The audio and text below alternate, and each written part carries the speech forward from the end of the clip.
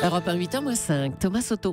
Ce matin, Danny Cohn-Bendit a choisi de se faire le porte-parole du groupe des Verts au Parlement européen. Retour aux sources, bonjour Danny. Bonjour Thomas. Alors, ça concerne les réfugiés et il paraîtrait alors que les Verts auraient une idée. Racontez-nous. Oui, alors je ne suis pas le porte-parole, j'ai juste entendu ce qu'ils discutent. En fait, Thomas, le groupe des Verts européens au Parlement veut répondre à l'appel du pape François qui, nous en avons parlé, demande à chaque paroisse européenne d'accueillir une famille de réfugiés. Alors, le Parlement européen a 2 paroisses, enfin 2 sièges. Il siège 3 semaines par mois à Bruxelles et 1 semaine par mois à Strasbourg. Donc, le Parlement européen devrait siéger qu'à Bruxelles et laisser à Strasbourg, par exemple, pour accueillir l'office permanent qui gère en fait les quotas en Europe, c'est-à-dire la proposition d'Angela Merkel et de François Hollande, que ça soit un mécanisme permanent, tout ça, ça doit être organisé, il faut des gens qui l'organisent, et bien les bureaux du Parlement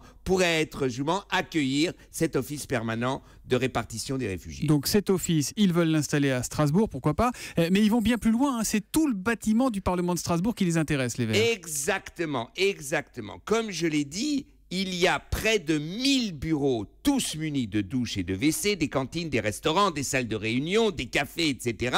Et tout ce Parlement est vide pendant 3 semaines par mois, et ça 12 mois par an, même l'été, il n'y a personne, il n'y a aucune réunion. Donc, transformer tout le Parlement en centre d'accueil d'urgence. Par exemple, donner un toit aux réfugiés zonant à Calais, et il faut savoir que la transhumance mensuelle donc de Bruxelles à Strasbourg, pour amener tout ce dont on a besoin, coûte entre 100 et 120 millions par an. Donc cette économie serait naturellement investie dans l'accueil des réfugiés.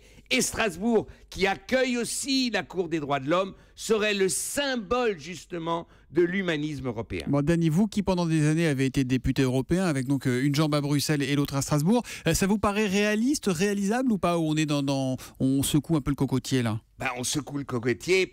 Vous savez, on est confronté justement à une crise humanitaire, disons, très très grande et très dure à gérer. Eh bien, on se serre les coudes et donc on prend sur les 100 millions, 10 millions pour mettre tout le matériel bureau et tout ça dans les hangars adjacents de la foire de Strasbourg qui sont vides aujourd'hui parce qu'ils ont construit une nouvelle foire. Et donc, on aurait de la place. Ça peut se faire. On prend quelques millions pour réorganiser et c'est faisable. C'est faisable si on le veut. Et vous savez, bien, vous venez d'annoncer qu'il y a 200 réfugiés en Allemagne qui vont venir aujourd'hui en France. Matin, ouais. François Hollande a dit que la France va en accueillir 1000. Eh bien, vous avez de la place. Vous les emmenez tout de suite à Strasbourg. Vous savez, Strasbourg et l'Allemagne, c'est pas loin. Il y a un petit pont à Kehl et vous êtes en France. Donc tout ça faciliterait les choses. Oui, on peut le faire si on le veut. Donc c'est une idée symbole qui démontre que tout le monde doit faire preuve d'imagination.